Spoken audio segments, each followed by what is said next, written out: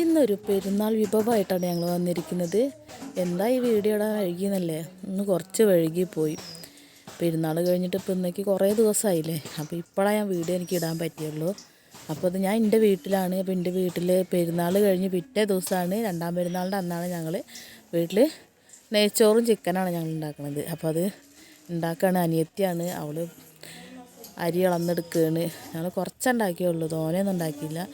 അപ്പോൾ രാത്രിയിലാണ് ഞങ്ങൾ ഉണ്ടാക്കുന്നത്. അപ്പോൾ ഞങ്ങൾ രണ്ടുപേരാണ് അടുക്കളയിൽ. അച്ചതാ ചിക്കനൊക്കെ വാങ്ങിക്കൊണ്ടു തന്നിട്ടുണ്ട്. അപ്പോൾ ഞങ്ങൾ ചിക്കനൊക്കെ നല്ല കഴുകി വൃത്തിയാക്കിയതിൽ മസാലയൊക്കെ പുരട്ടുകയാണ്.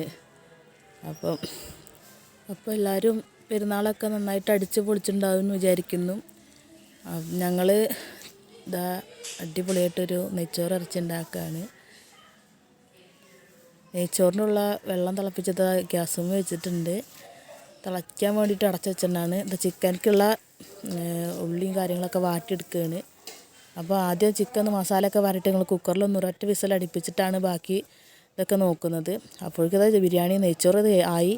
അപ്പോൾ അനിയത്തി താഴത്തേക്ക് ഇറക്കി വെച്ചിട്ട് അവൾ ഒന്ന് ചട്ടുകായിട്ടൊന്ന് ഇളക്കി റെഡിയാക്കുകയാണ്. അപ്പോൾ അവസാനത്തെ മിനുക്കപ്പണിയായ അണ്ടിപ്പരിപ്പ് മുന്തിരിങ്ങയൊക്കെ ഇട്ടിട്ട് ഇന്ന് ഡെക്കറേറ്റ് ചെയ്തു.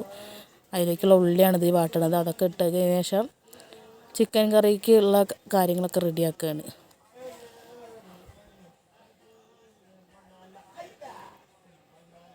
അപ്പോൾ മാറ്റി വെച്ച ഉള്ളിയൊക്കെ അരിക്കിട്ടിട്ടൊന്ന് റെഡിയാക്കിയതാണ് നെയ്ച്ചോറ്. ഇതപ്പോൾ അടിപൊളിയായിട്ട് റെഡി ആയിട്ടുണ്ട്. ചിക്കൻ കറി ഇപ്പുറത്തും നന്നായിട്ട് റെഡി ആയിട്ടുണ്ട്.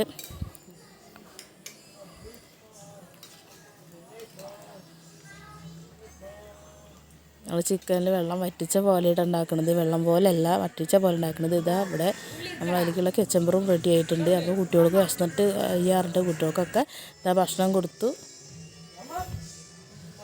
അവസാനത്തെ മിനിക്ക് പണി മല്ലിച്ചപ്പ് ഇട്ടിട്ട് ചിക്കൻ കറി ഇറക്കി വെച്ചു. കുട്ടികൾക്കൊക്കെ ഈ ഇടുന്നതിന് മുന്നേ കൊടുത്തു കേട്ടോ. അവർക്കൊന്നും ഇഷ്ടമല്ലായിരുന്നു.